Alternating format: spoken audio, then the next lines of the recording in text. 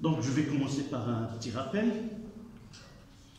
L'objectif de ce chapitre est d'étudier le mouvement des objets célestes dans notre système solaire.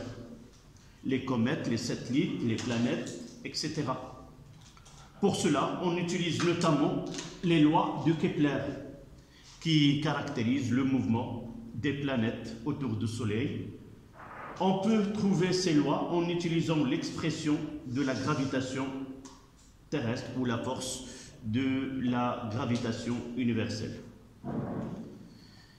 D'abord, pour étudier un tel système, soit le mouvement d'une planète autour d'une étoile, soit le mouvement d'un satellite autour d'une planète, on doit choisir un référentiel. Pour les planètes autour de la Terre, autour du Soleil, on choisit un repère héliocentrique. Hélio, ça veut dire Soleil, c'est-à-dire le centre de ce repère est avec le centre du Soleil et les trois axes perpendiculaires sont dirigés vers trois étoiles fixes. Et lorsqu'on va étudier le mouvement des satellites autour d'une planète, alors le centre de ce référentiel sera le centre de la planète. Par exemple, pour le cas de la Terre, on parlera du référentiel géostationnaire. D'accord? Et si on change la Terre, on ne va pas utiliser géostationnaire, ça dépend de la planète, saturno-centrique ou autre. D'accord? Donc les lois de Kepler sont trois lois. La première loi, ou la loi des orbites. Les planètes ont une trajectoire lors du mouvement autour du Soleil est une ellipse. Et nous avons déjà donné l'ellipse. C'est ça ce qu'on va voir dans le premier exercice. Donc, première loi, c'est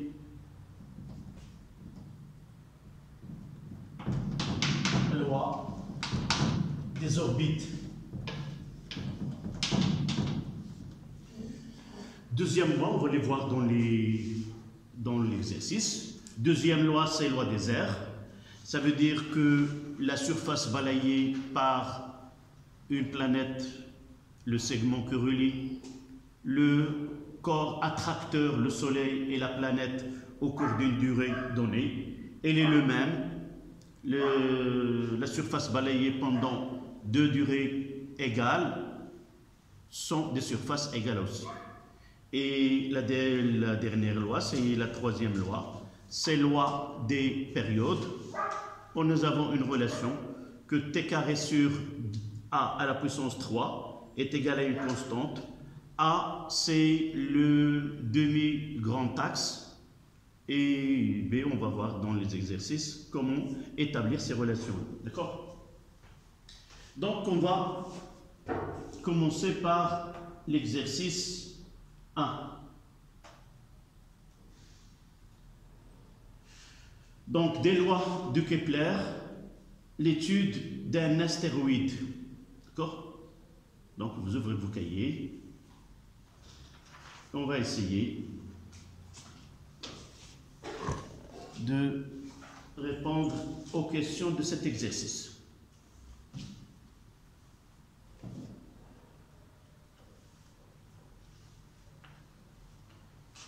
L'introduction de l'exercice. L'objectif de cet exercice est d'étudier le mouvement de quelques planètes du système solaire et de déterminer la masse de l'astéroïde Rhea Silvia, récemment découvert, c'est la date de cet exercice, c'est en 2007.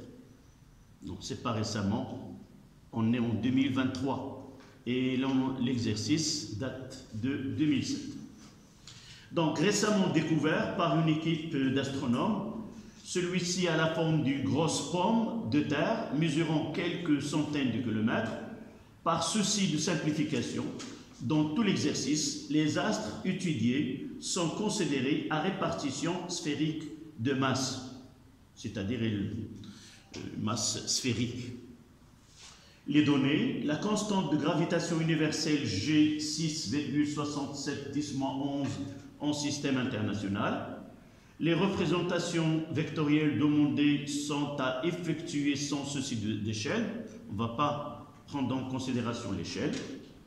Donc la première partie de cet exercice, c'est un hommage à Kepler. À partir de ces lois, on va rendre un hommage à ce savant-là.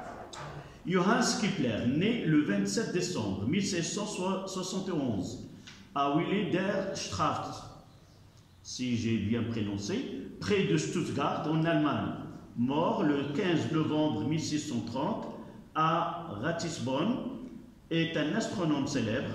Il a étudié et confirmé l'hypothèse héliocentrique, c'est-à-dire la Terre tourne autour du Soleil et non pas l'inverse. Avant Copernic, c'est le premier qui a avancé ce système héliocentrique. De Nicolas Copernic, il a également découvert que les trajectoires des planètes n'étaient pas des cercles parfaits, comme croyaient les savants qui ont été avant lui. Même son prof, qui est Tycho Brahe, mais ce sont des ellipses. En outre, il a énoncé les lois dites lois de Kepler qui régissent les mouvements des planètes sur leur orbite. Donc, 1A.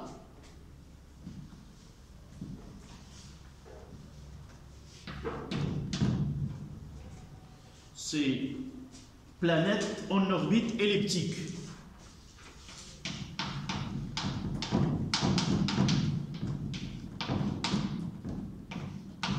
En orbite elliptique.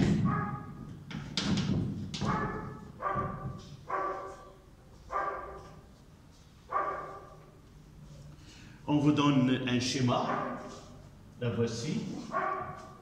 Vous avez la feuille, ce n'est pas la peine de vous travailler sur cette feuille-là.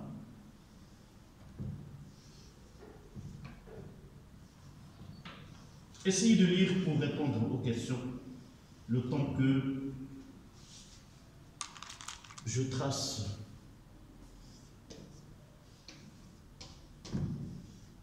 Là, c'est 2A.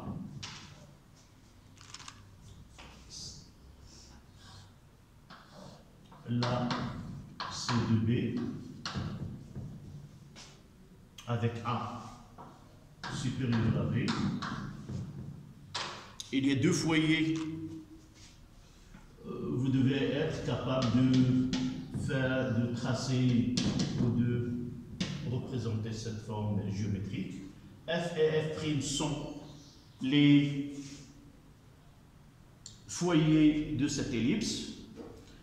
Sur ce schéma-là, là, ils ont noté F1 et F2. Oui, F1 et F2. Et là-haut, ici, c'est le Soleil. Ils ont fait un schéma, comme ça. Et deux points.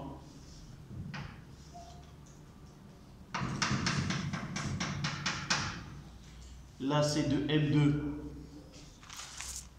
M1 à M'1 et de M2 à M'2. Là, le schéma il a été donné.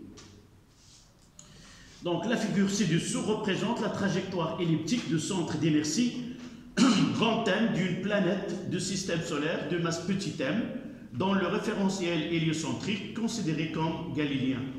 Les deux foyers F1 et F2 de l'ellipse et son centre O sont indiqués sur le schéma.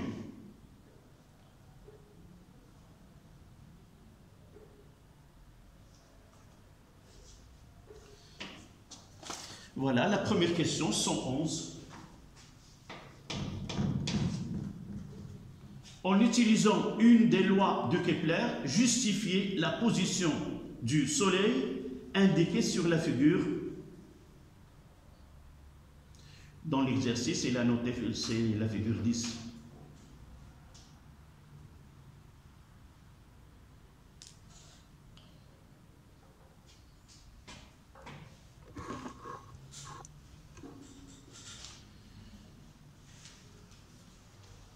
Donc, c'est quoi les données pour choisir la loi?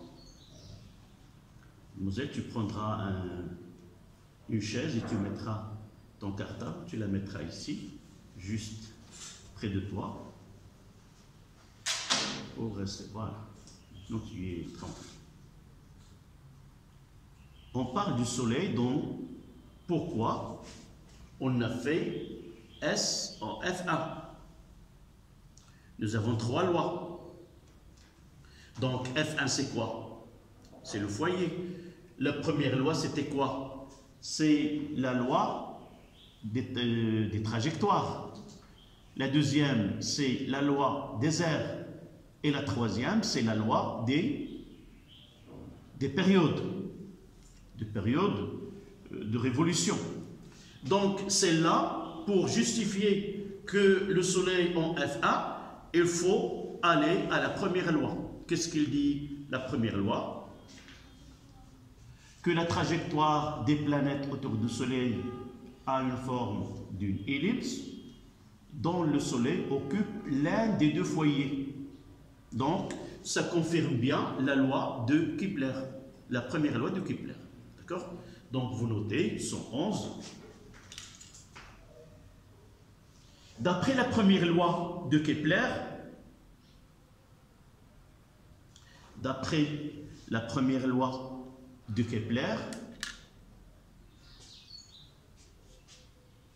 entre parenthèses, des orbites, un orbite, madar, en arabe c'est Qanoun al-Madarat, loi des orbites. Et dans le référentiel héliocentrique,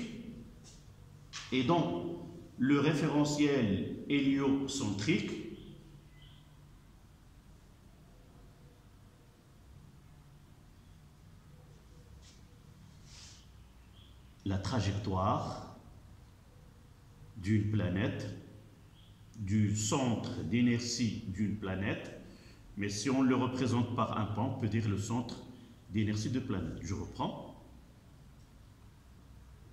La trajectoire du centre d'inertie d'une planète est une ellipse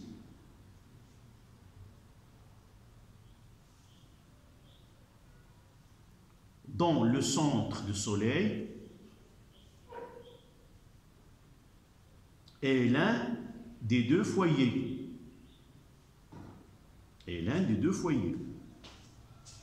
Donc F1 et F2 sont 2 foyers de l'ellipse. Ça, c'est la première question. 111. 112.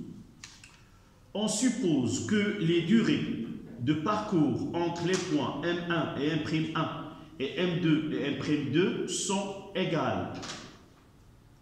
En utilisant une des lois de Kepler, trouvez la relation entre les aires assurées A1 et A2 sur la figure. Évidemment, cette question, c'est un petit rappel du cours. Donc, les 2 aires, ce sont des surfaces balayées. المساحة المكسوحة خلال نفس المدة. القانون الثاني لكيبلر كيقول المساحات المكسوحة خلال نفس المدة متساوية. D'accord? Donc, on va noter d'après la 112,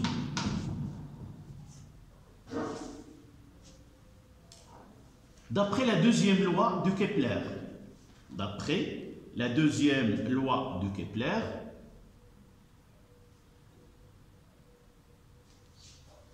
entre parenthèses, loi des aires. قانون المساحات.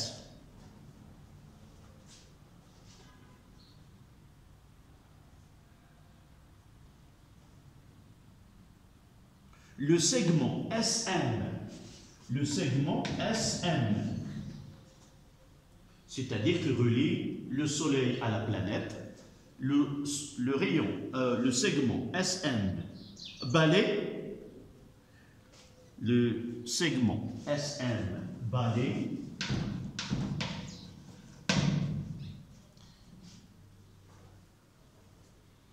des surfaces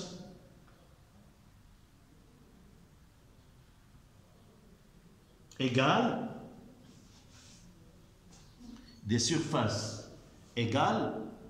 pendant des durées égales.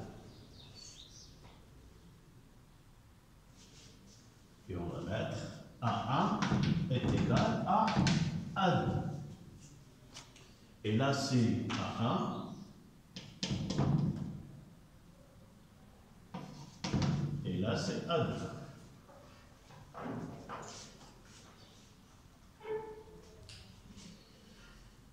La question 113.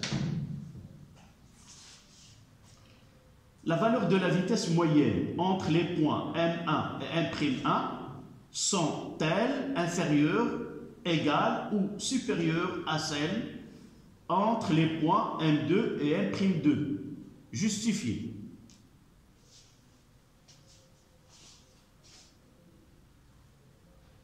La vitesse moyenne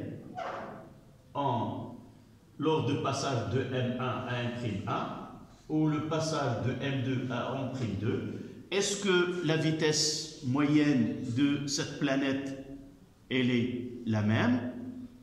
Est-ce qu'il est plus petite loin du foyer, plus grande, plus de foyer ou l'inverse?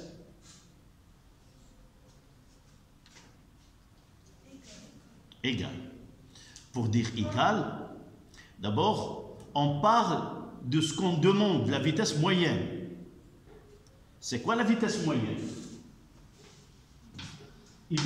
Généralement, c'est la distance parcourue sur la durée de parcours. Dans ce cas-là, nous avons la partie, c'est un arc. Donc on peut parler de V1 qui est égal à quoi? C'est en valeur absolue M'1, M1, M'1 en valeur absolue sur delta de T. Et V2 est égal à la valeur absolue de M2, M'2 sur delta de T. Dire que les deux vitesses sont égales, d'abord n'oublions pas que delta de T, là je mettrai delta de T1 et là delta de T2, n'oublions pas que delta de T1 est égal à delta de T2. Deuxième loi dit que les surfaces parcourues pendant la même durée sont égales, les surfaces. Mais qu'est-ce que vous remarquez sur cet arc-là et cet arc-là? Plus on est près du foyer, plus la longueur de l'arc est plus grande. Et là, il est plus petit. Là, il sera plus petit aussi. Donc, d'après le schéma, M'2 est supérieur à M'1. On le constate, vous le constatez sur le schéma. D'accord? Et par la suite, on aura V2. Donc, V2 sera supérieur à V1. Même durée, delta T1 est égal à delta T2. Si je divise là par delta de T, j'aurai, là c'est V2 et là c'est V1. D'accord? D'une façon générale, Ça c'est une conséquence de la loi des airs qui dit plus on est proche de l'astre, de l'étoile, plus la vitesse est grande. Plus on est loin, d'accord? Plus on est loin, plus la vitesse elle est petite. Donc vous mettez cette justification.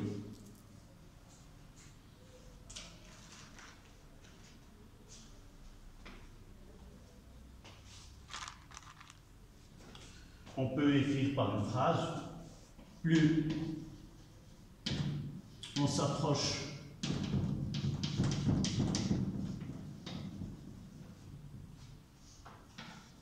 à l'étoile,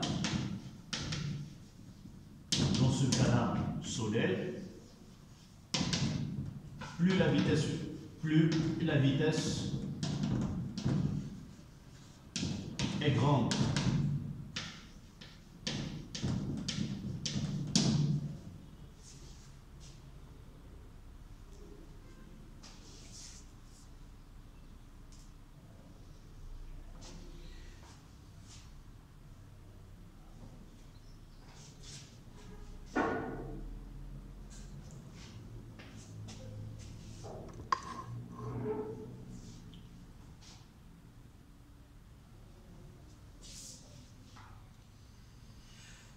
Donc c'était un A,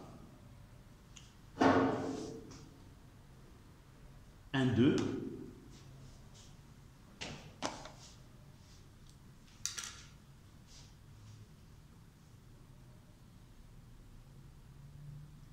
dans la partie 1A, c'est la réalité, que les planètes ont une trajectoire qui est elliptique, mais là on va passer à prendre le cas simple, c'est considérer que la force, ou plutôt la trajectoire est circulaire,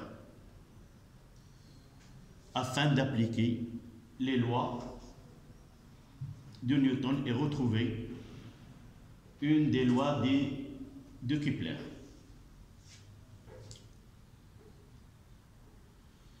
Donc 1, 2.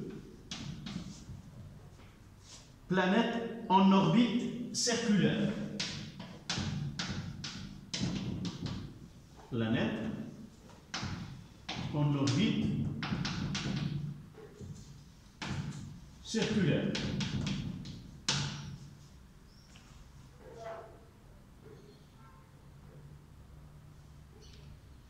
Donc, comme je viens de dire, on va simplifier l'étude et prendre un modèle.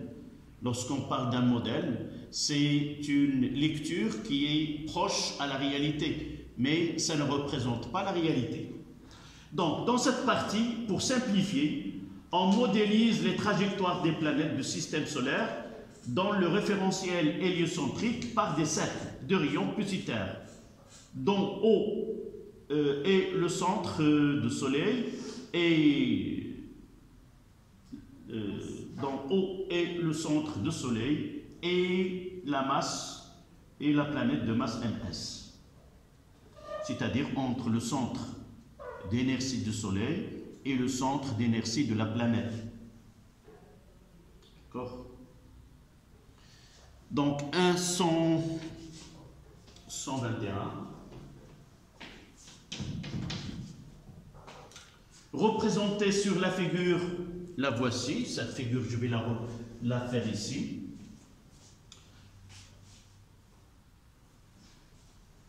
Là, un cercle tracé.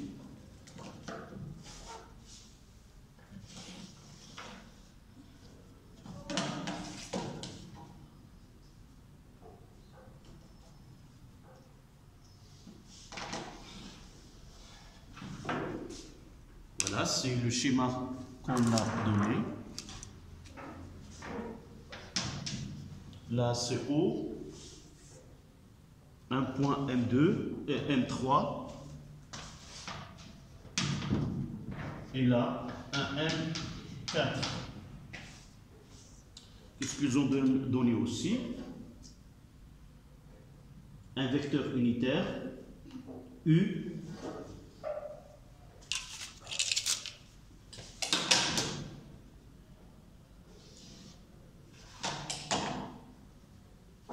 là un vecteur unitaire U. Et ici, c'est une position de centre d'inertie de la planète étudiée. Voilà. La question 121. Représentez sur la figure 11 de l'annexe page 13 la force de gravitation F3 exercée par le Soleil sur une planète quelconque du système solaire de masse petit m, dont le centre d'inertie est situé en M3.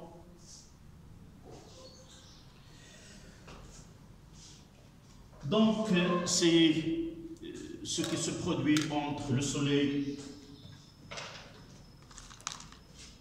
là c'est S, ce sont des interactions gravitationnelles, et ces interactions gravitationnelles, ce sont des interactions mutuelles entre deux corps de masse.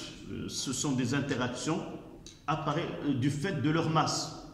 Et d'après la troisième loi de Newton, que la force F de A sur B en vecteur est égale à moins F, le vecteur de F de B sur A, mais l'intensité de ces deux forces, elle est la même, c'est G, MA fois MB sur le carré de la distance qui sépare les centres d'inertie de ces deux corps.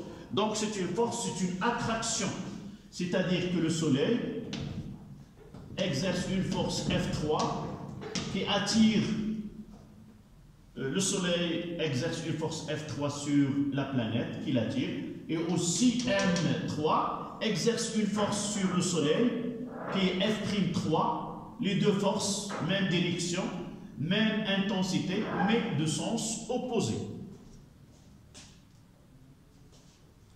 Donc là, 121, F3 est une force d'attraction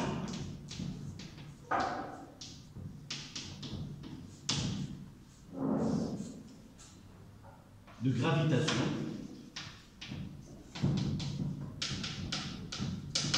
et on doit écrire son expression d'après les données.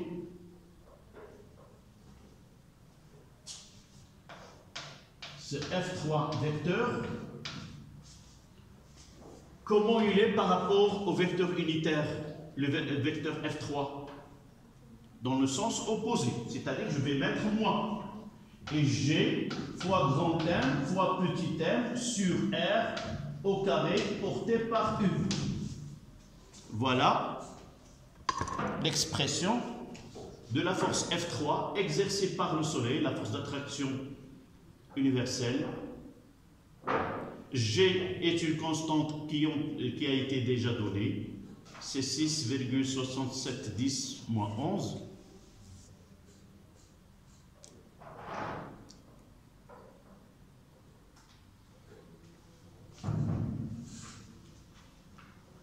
Si on veut faire un petit schéma, en réalité, là, c'est S, et là, c'est la planète M, et ce R, il est de là à là. D'accord? Voilà R.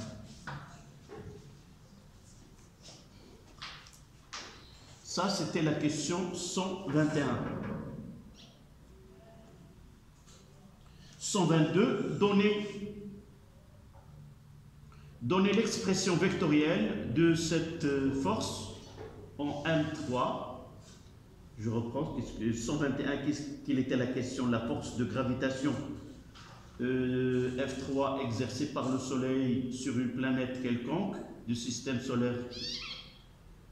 Oui. Représenter ce que nous avons représenté et donner l'expression. Là, donc là, c'est 122. Donc, ils ont demandé que la représentation de la force.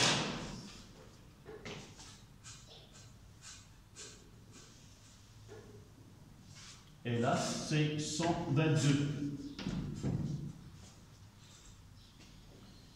Et là, c'est F3. Là, c'est U.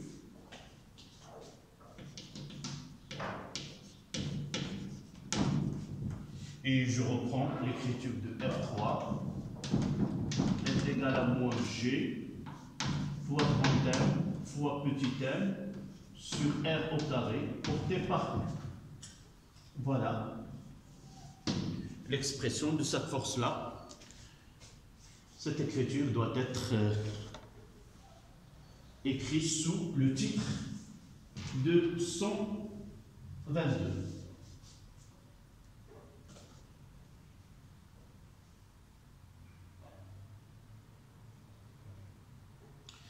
Pour la suite, on considère que le vecteur des autres forces de gravitation s'exerçant sur la planète sont négligeables par rapport à la force de F3. En réalité, nous avons fait une approximation. Cette planète, elle n'est pas la seule qui est soumise à l'action du Soleil. Il y a d'autres planètes qui gravitent autour du Soleil et par la suite, leur présence va influencer les forces. En réalité, ce n'est pas l'unique force. Les autres planètes, elles vont exercer des forces, mais si on essaie de calculer cette force-là et la comparer à F3, on peut dire que ces forces-là, en intensité, sont négligeables. Et par la suite, on considère que l'unique force qui s'exerce sur cette planète, ça sera la force liée à l'attraction mutuelle entre les deux. Voilà ce qu'ils ont donné dans cette partie-là. On passe à 123. En citant la loi de Newton utilisée, déterminer l'expression de vecteur accélération A3 du centre d'inertie d'une planète quelconque de masse M du système solaire dont le centre d'inertie est situé en M3. Là, c'est 123.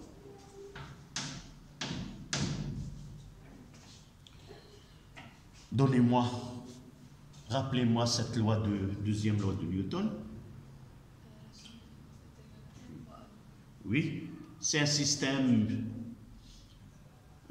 Les forces extérieures exercées sur un système de masse M, dans un référentiel galiléen, la somme des vecteurs force est égale à chaque instant le produit de la masse fois le vecteur accélération de centre d'inertie. On l'écrit tout simplement, sigma des forces extérieures est égal à MA. On simplifie l'écriture, oui, vecteur. On simplifie le son écrire G.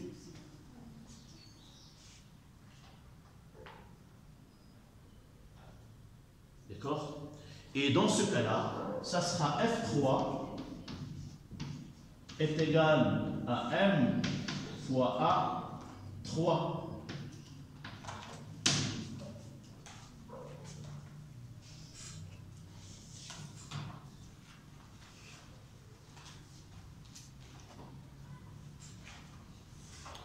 On va essayer d'écrire l'expression de F.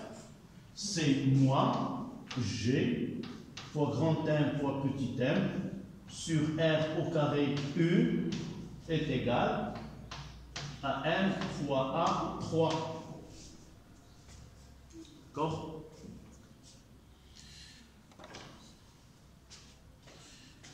En simplifiant l'expression, on aura A3 vecteur est égal à moins G fois grand M sur R au carré porté par U. C'est-à-dire que l'accélération elle est collinéaire avec le vecteur U, même direction, mais de sens opposé.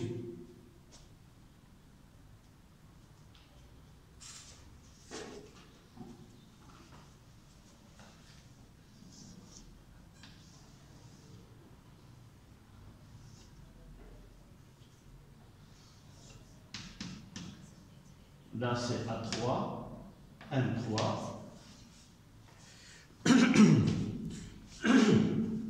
Là, c'est U. Voici le vecteur U. Et A3, ça sera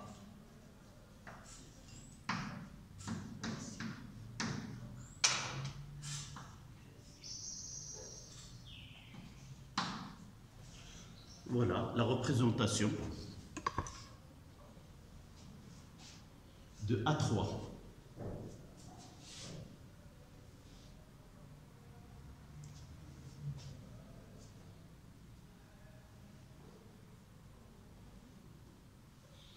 Là, c'est 124.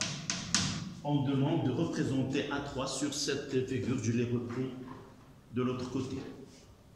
Représenter sur la figure le vecteur accélération A3 et A4.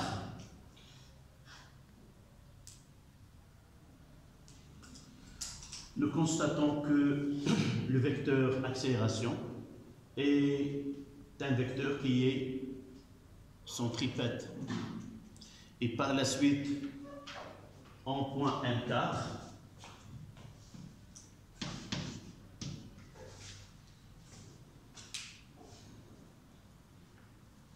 on trace le rayon.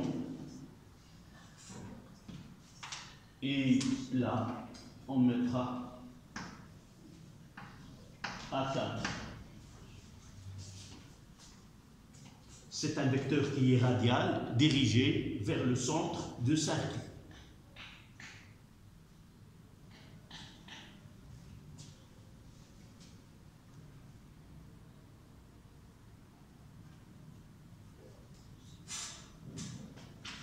Et si nous essayons de voir le module de deux vecteurs, si on fait, vous voyez que G est une constante, M est une constante, et là, la distance entre la planète et le centre du Soleil, elle est la même, c'est-à-dire que A3 en réalité est égal à A4. Oui, Yann.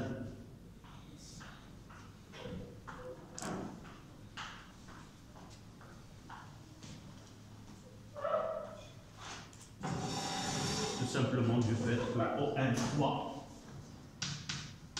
est égal à ON4. Nous avons une trajectoire qui est circulaire.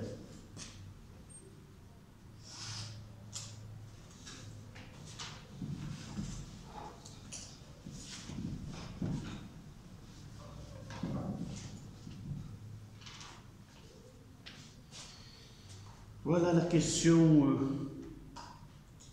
1 de 4. 1 de 5. En déduire la nature du mouvement de centre d'inertie d'une planète quelconque de masse M de système solaire.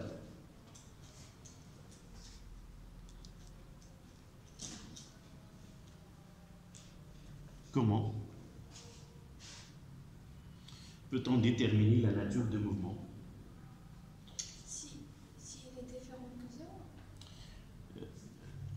Là, on a une trajectoire qui est circulaire. Donc, généralement, lorsqu'on veut déterminer la nature d'un mouvement, on parle de la trajectoire et comment est la vitesse ou l'accélération. Donc là, on doit répondre à un mouvement circulaire soit uniforme, soit uniformément varié. Donc, pour déterminer la nature, là, nous avons déjà quoi? La trajectoire, il est circulaire. C'est un mouvement circulaire. Il reste à définir est-ce que la vitesse est constante ou non. Et pour cela, oui. Oui, nous venons de dire que A3 est égal à A4 est égal à une constante.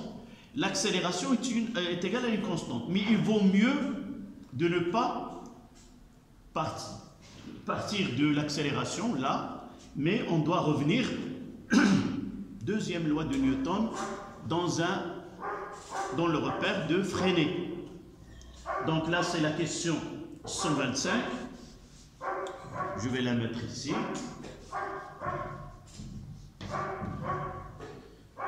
Deuxième loi d'après, là je vais faire un petit schéma.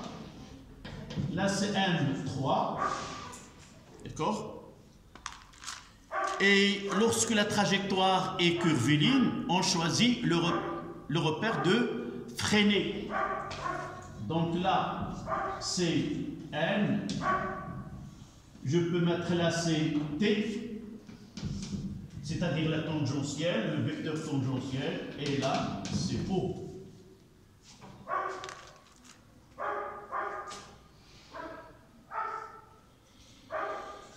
Et de là, je vais représenter la force F, F3,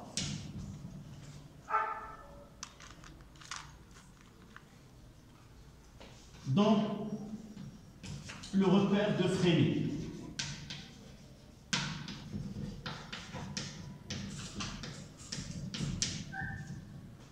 La base qui est M3, NT et K. Mais là, on est dans un mouvement plan. On peut utiliser que les deux vecteurs N et T. Dans le cours, on a utilisé N et U. Mais dans cet exercice, ils ont déjà choisi U. Donc, je ne vais pas utiliser le vecteur U. Mademoiselle, ta question, c'est quoi? Non. Pas de question. D'accord. Donc, lorsque le mouvement est circulaire, on utilise le repère de freiner. Ce repère de freiner, c'est un repère qui est mobile. Son centre est confondu avec le centre d'inertie du système en mouvement. Et les deux vecteurs essentiels, le vecteur N qui est la normale, qui est radiale, dirigée vers le centre, et un vecteur tangentiel. Généralement, on le choisit dans le sens de mouvement. C'est-à-dire N3, il évolue dans ce sens-là. Qu'est-ce que nous avons? Le choix de repère de freiner nous facilite la tâche que A3, dans ce repère, est là AN et là AT. AN c'est B au carré sur R et AT c'est D de V sur DT. Et nous avons F, comment il est? Elle est, je peux mettre ici que U est égal à moins N. Voilà U. Je passe de U à N. Ce sont deux vecteurs unitaires collinéaires de sens opposé et par la suite U est égal à moins N. Ça veut dire que je reviens ici et j'aurai quoi?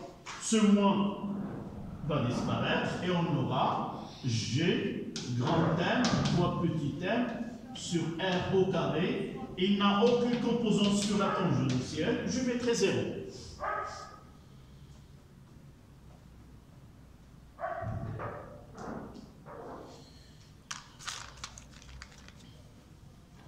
De là, je vais essayer de déterminer la nature du mouvement.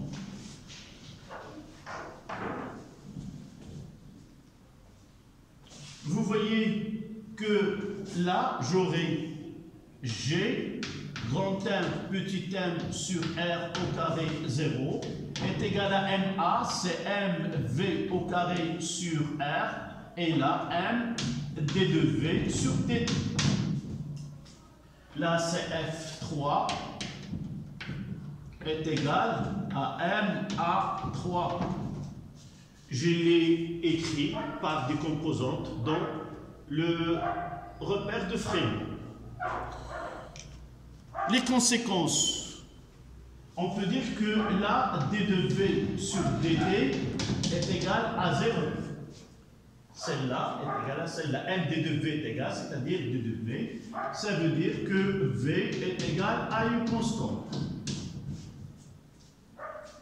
Donc le mouvement est un mouvement qui est circulaire, uniforme. Et d'où, là, on peut avoir, je simplifie par M, je simplifie par R, et j'aurai là, V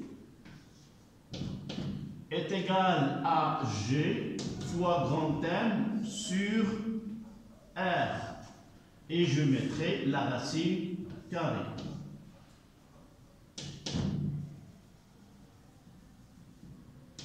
C'est G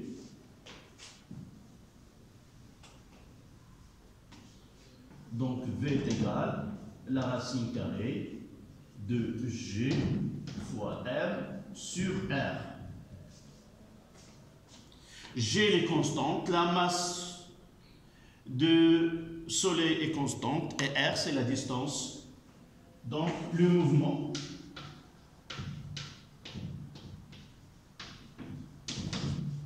est circulaire,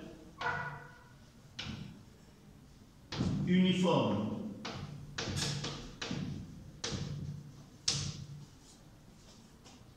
Voilà la nature du mouvement.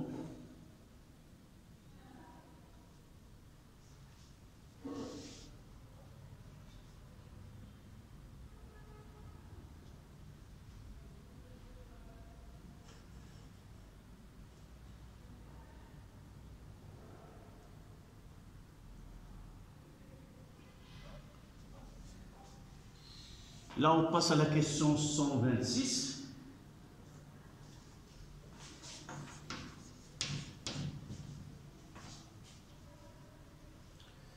La question 126. Yalla, شي واحد يقرا لنا la question 126. Mademoiselle, tu n'as voilà ta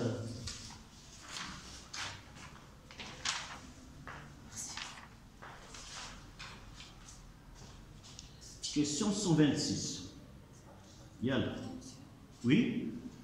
Le graphe de la figure 12 de l'annexe, page 472, représente l'évolution du carré de la période de révolution du planète Mars et Jupiter en fonction du couple de rayons de leur accord. Ce graphe est-il en accord avec La troisième loi de Kepler. la troisième loi de Kepler? Donc là, ils nous ont donné un graphe. Je vais essayer de le retracer là.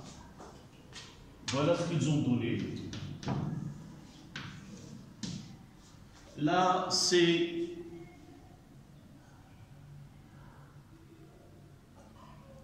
T carré. Entre parenthèses, l'unité c'est en 10 à la puissance 17.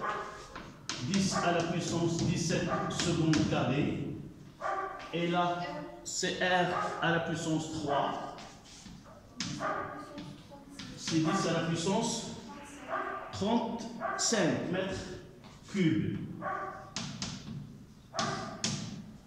Et là, c'est une droite. Voilà. Est-ce qu'ils ont donné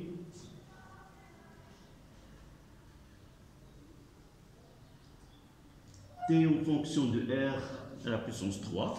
La question c'est quoi? D'abord, là, on a identifié la planète. Au début, on parlait d'une planète autour du Soleil. Mais dans cet exercice, on parle de quelle planète? Je vais revenir. Donc la figure là représente l'évolution du carré de la période d'évolution des planètes Terre, Mars et Jupiter en fonction de cubes de rayons de leur orbite. Ce graphe est-il en accord avec la troisième loi de Kepler? C'est-à-dire, nous avons pris le cas de Soleil avec ses planètes. Nous avons pris la période de révolution de chaque planète, R, la distance qui sépare le centre des deux astres, du Soleil et de la Terre. Nous avons pris le carré de la période sur R à la puissance 3. Et à partir de là, nous avons représenté ces calculs, c'est-à-dire les trois. Ici, ce sont trois planètes. La question, est-ce que ce graphe-là est en accord avec la troisième loi de Kepler.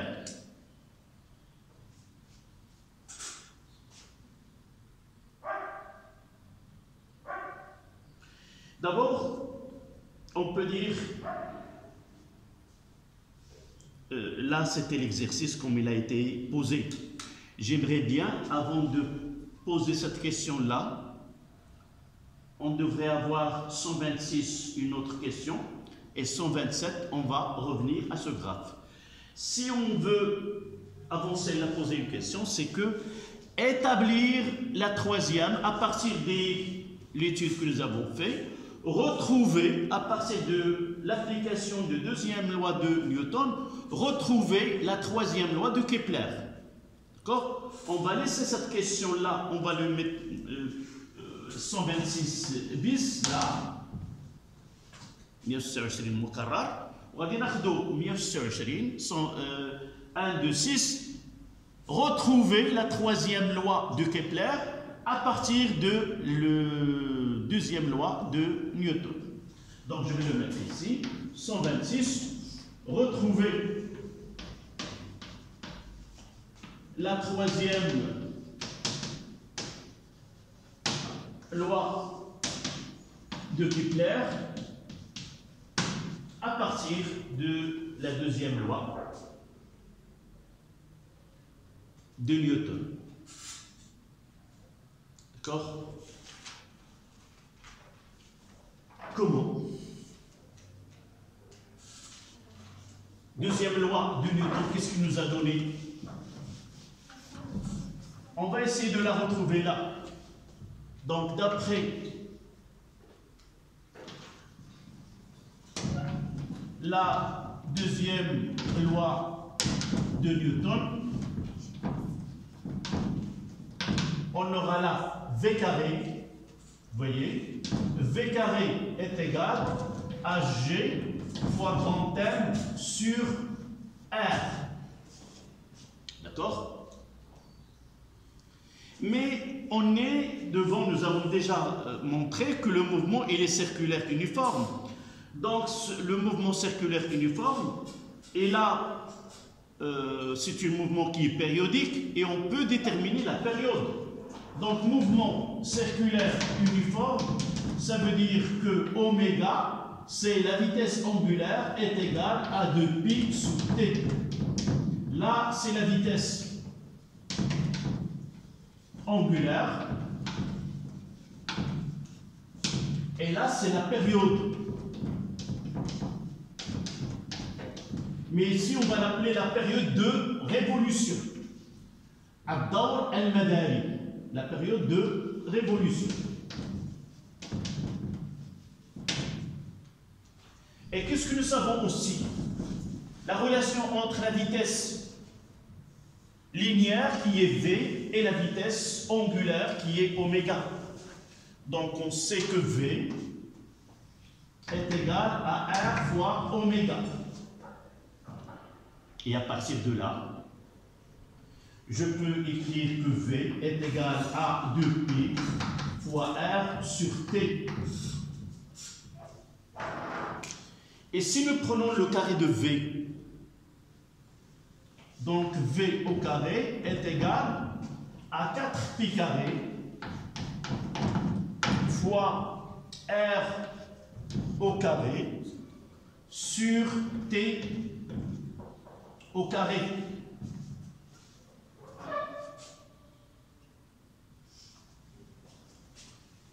Et nous avons une autre relation, celle-ci, V au carré est égal à G, d'après la loi de Newton, sur R.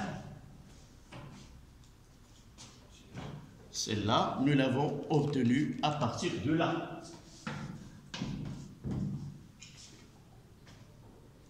En identifiant les deux, j'aurai G fois M sur R est égal à 4pi au carré fois R au carré sur T au carré.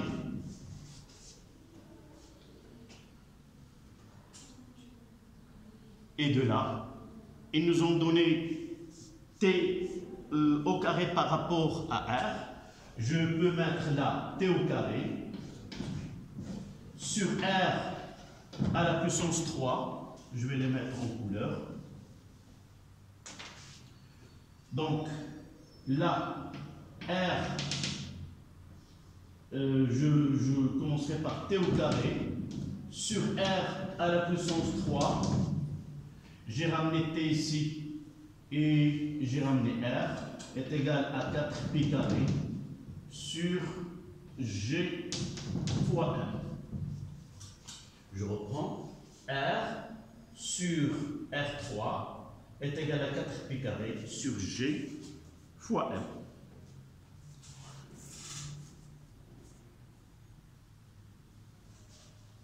Voici, donc pour une là, celle-ci est égale à une constante. Là, c'est la troisième loi. Troisième loi de Kepler.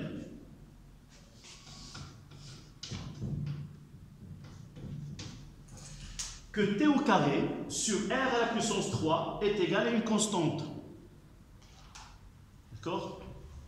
Maintenant, on peut passer à la question qui a été posée.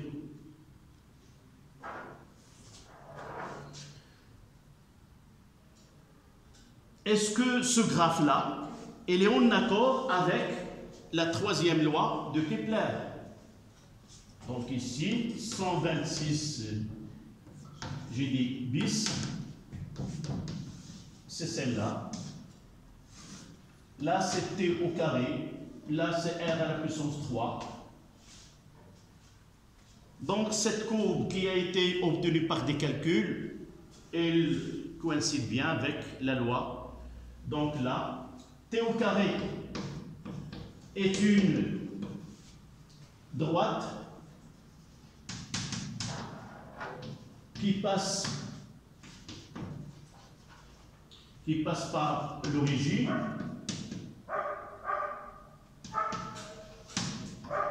Donc t au carré est égal à une constante fois r à la puissance 3. C'est-à-dire que t au carré sur r à la puissance 3 est égal à une constante. Troisième loi. Donc cette courbe-là, elle est en accord avec la troisième loi de Kepler. K est une constante. Cette constante, elle change de l'étoile et ses planètes ou de planètes et ses satellites. Cette étude-là que nous avons fait, une étoile qui est le Soleil avec les planètes, s'applique aussi, la même loi, à une planète avec ses satellites. Sauf que cette constante-là, là nous avons 4pi carré sur G fois M, là c'est la masse du corps attracteur. دائما كيكون الجسم الذي يقوم بالجذب. فشكون هو اللي كيقوم بالجذب؟ هو الجسم اللي عنده اكبر كتله. الا خدينا واحد المجموعه مكونه من اجسام، فالجسم اللي عنده اكبر كتله هو اللي كيكون القسم او الجسم الذي يجذب الاجسام الاخرى، فتسمى تلك الاجسام ب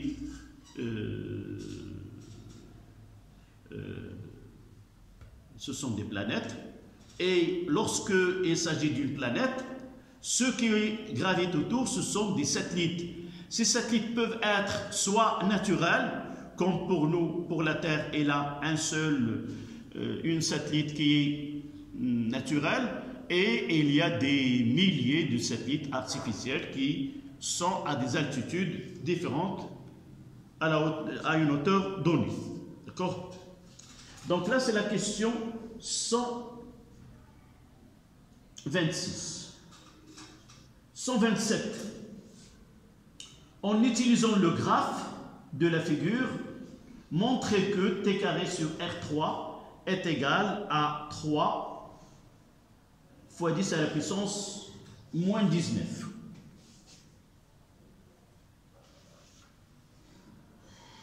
Donc il suffit de choisir deux poids.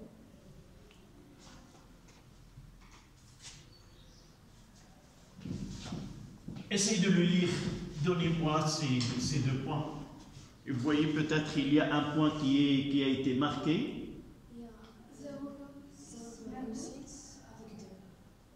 C'est déjà marqué. C'est 1,4 pour t carré. D'accord? 1,2. C'est exact. 1,2 et 4. Donc 127. T carré sur R3. Puisqu'il passe par l'origine, on prendra, comme vous avez dit, 1,2 fois 10 à la puissance 17 divisé par 4 fois 10 à la puissance 35. Essayez de faire le calcul.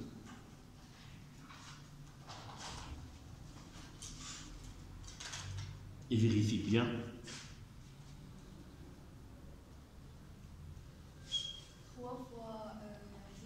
Et donc c'est exactement la valeur qu'ils ont mentionnée dans la question. Donc t carré sur R3 égale à 3 fois 10 à la puissance moins 19. Voilà.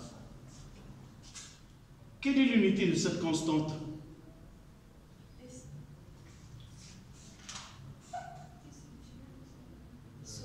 C'est seconde carré sur mètre à la puissance 3 ou seconde carré, mètre moins 3. Donc on passe à la question suivante.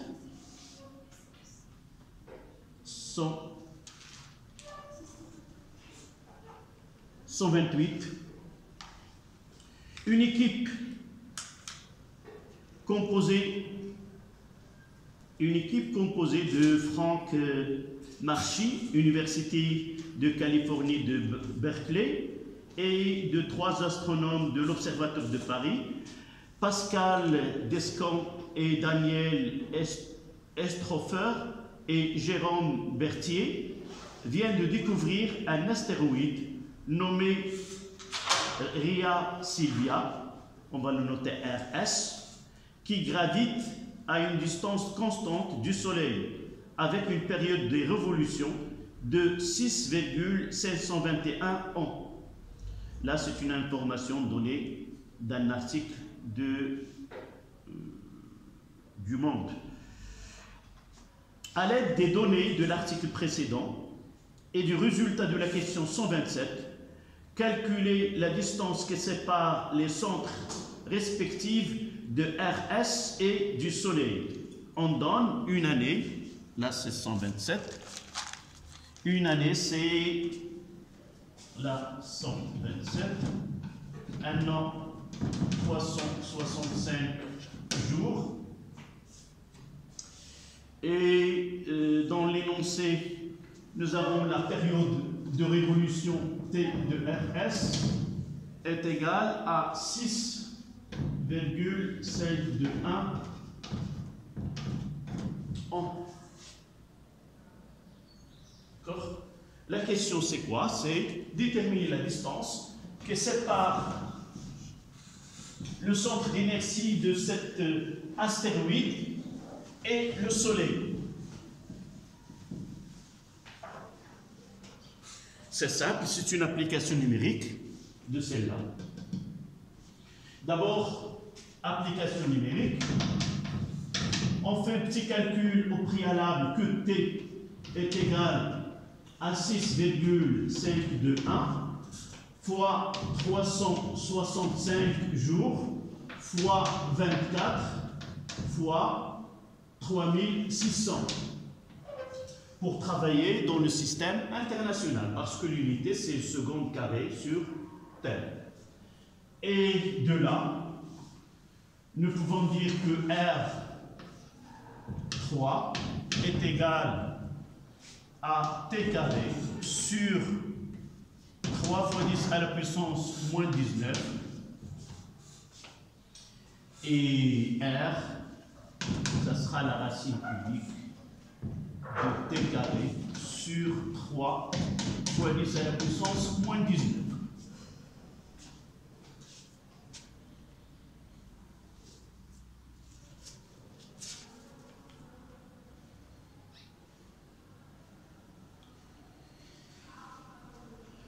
Donc le calcul, je vous donne l'application numérique.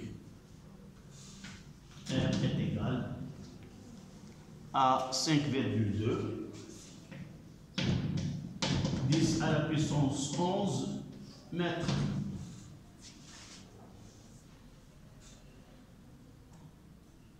C'est la distance qui sépare le centre de l'astéroïde au centre du Soleil. Si on veut l'écrire en kilomètres, ça sera 5,2, 10 à la puissance 8 kilomètres, ou tout simplement 520 millions de kilomètres.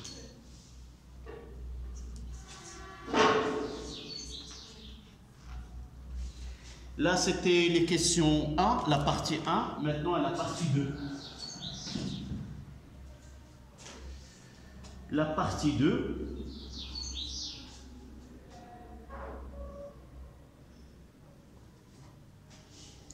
grâce au Very Large Telescope de le titre de la deuxième partie, troisième loi de Kepler comme balance cosmique.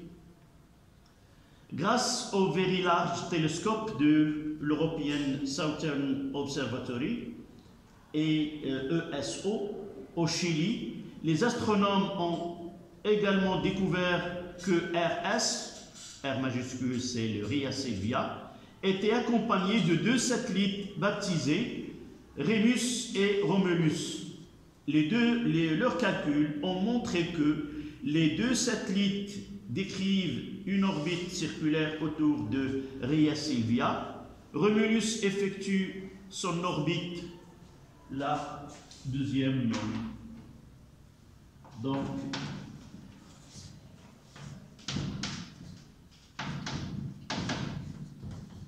Rhea Silvia de Romulus.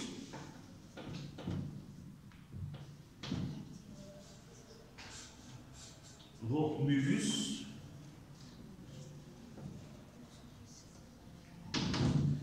Sa période, c'est TR, on va le noter TR, est égal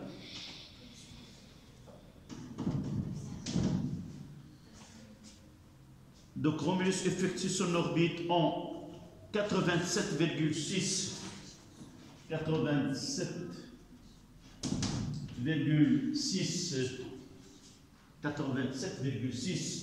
heures. Et la distance, c'est R petit r, là c'est R petit r est égal, la distance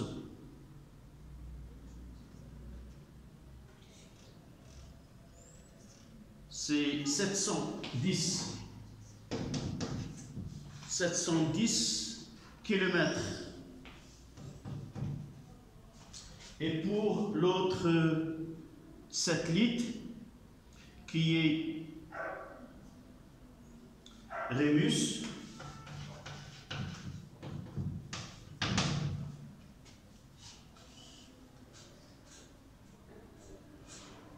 c'est 1360, petit r de Remus, c'est 1360 km, 1360 km.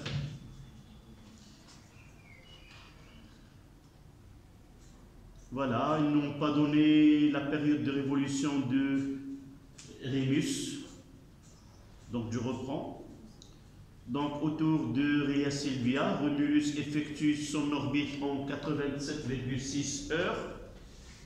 Et les distances entre chaque satellite et Rhea Silvia sont respectivement 710 km pour Remus, donc là, je dois inverser l'écriture pour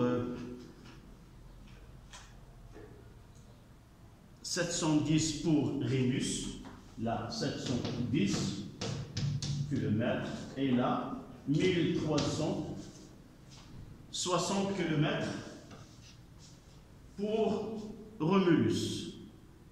Voilà. On s'intéresse désormais au mouvement circulaire uniforme de centre d'inertie d'un satellite de Rhea Silvia. L'étude est faite dans un référentiel. Vous voyez là, on n'utilise pas géostationnaire. Là, cet astéroïde, on mettra le nom de l'astéroïde suivi des centriques. Et par exemple, si on utilise Mars, on dit par exemple Mars, c'est pas Géo. Géo, c'est uniquement pour la Terre. Donc, dans ce cas-là, le référentiel, le Rhea Silvia centrique. Je prends le nom de la planète ou le nom de l'astéroïde et je continue par centrique. D'accord? Muni d'un repère dont l'origine et le centre de Rhea Silvia et dont les trois axes sont dirigés vers les trois étoiles. 2.1.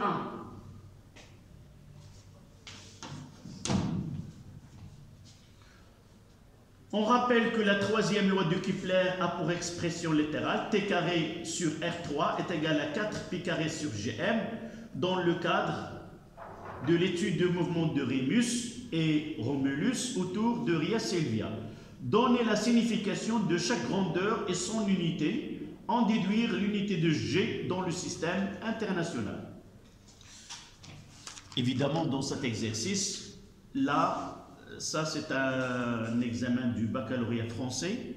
Généralement, on ne donne pas des questions qui nécessitent un bagage mathématique qui est un peu difficile. Donc, il donne la loi sans qu'on demande de l'établir. Donc ici, T carré sur R à la puissance 3 est égal à 4 pi carré sur G fois grand R. D'accord? Là, on n'est pas dans le cas du Soleil avec les planètes. Là, on est devant un astéroïde avec ses satellites. Donc, celui qui occupe le centre ou celui qui est l'attracteur, c'est celui dont la masse apparaît dans l'expression. Donc, T, c'est quoi? C'est la période de révolution d'un corps par rapport à un corps attracteur. Donc, T, ça sera quoi? C'est la période d'un satellite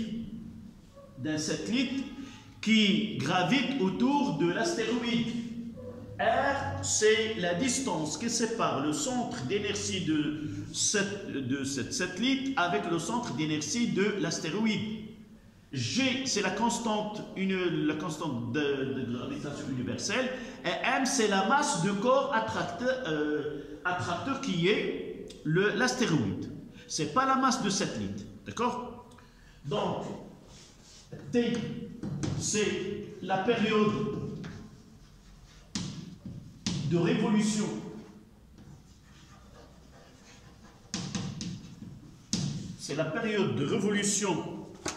du satellite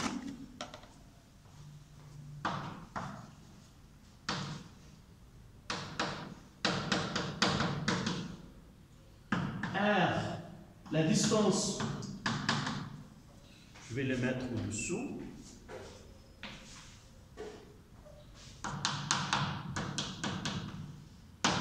La distance qui sépare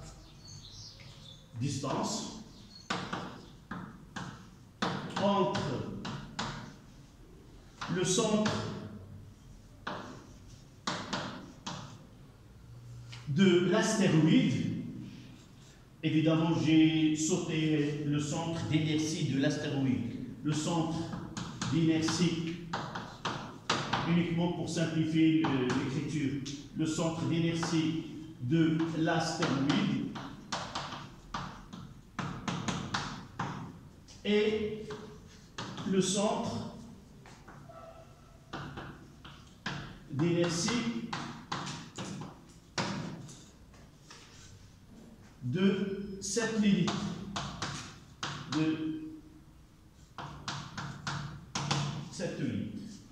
G, elle a été donnée, c'est la constante de gravitation universelle.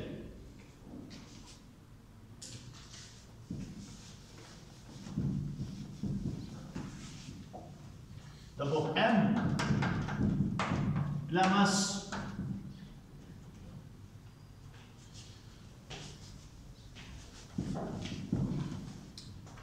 de l'astéroïde.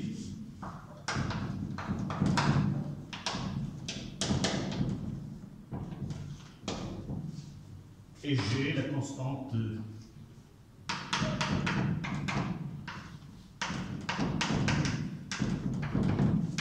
gravitation universelle, la constante d'attraction universelle, la constante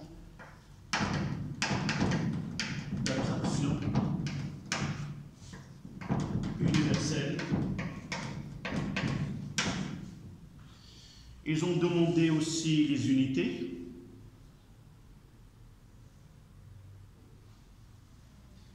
Oui, et en déduire, oui, l'unité de G.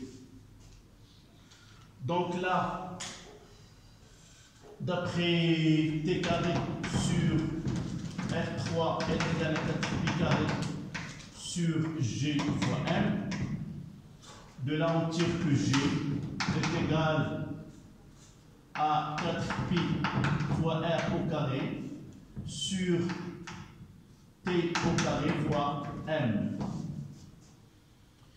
Dans le système international, ça a une longueur, donc si je mets G, c'est une longueur au carré sur un temps au carré fois une masse. Et ça donne l'unité, c'est-à-dire le mètre carré, seconde moins 2, fois le kilogramme, moins 1. Voilà.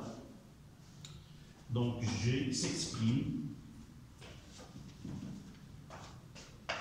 G s'exprime en SI par le mètre carré, c'est une longueur le mètre carré, seconde moins 2, kilogramme moins 1, mètre sur le second carré, quoi.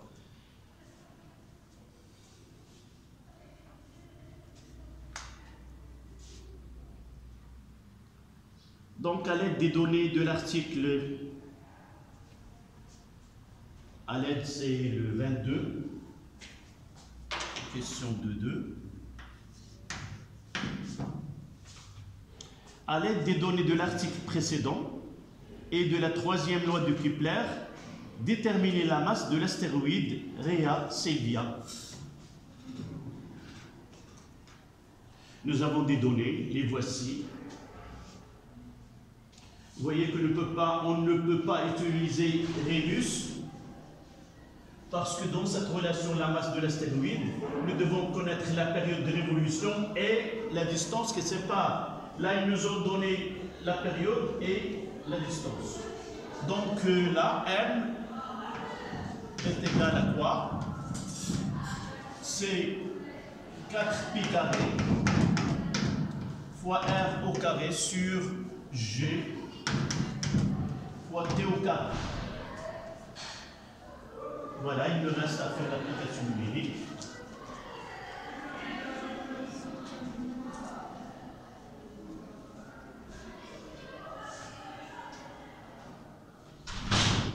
Convertir la période pour Rhéus, donc d'après les données de Rhéus, TR est égal à 87,6 fois 1 heure, c'est 3600. R est égal à 1360, 10 à la puissance 3, donc virgule, et 10 à la puissance 6 mètres. Je prendrai celui-là. D'accord? C'est Romulus. Oui. Ils n'ont choisi que des mots. Oui, ce sont des satellites du même astéroïde. Donc là, c'est Romulus.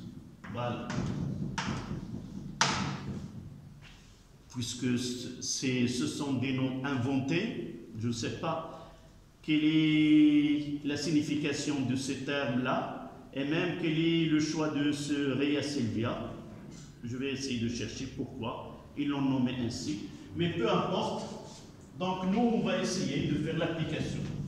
Donc M, elle sera égale. On prendra pi carré de C10, c'est 40, fois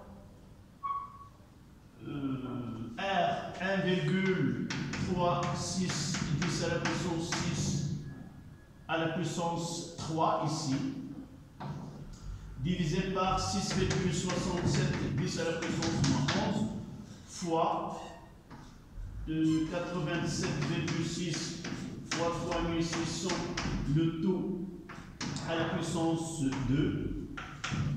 Et je vous donne l'application numérique, c'est 1,5, 10 à la puissance 19. Donc cette masse, c'est 1,59, 10 à la puissance 19 kg. Voilà. C'est ainsi qu'on termine avec la fin de la séance.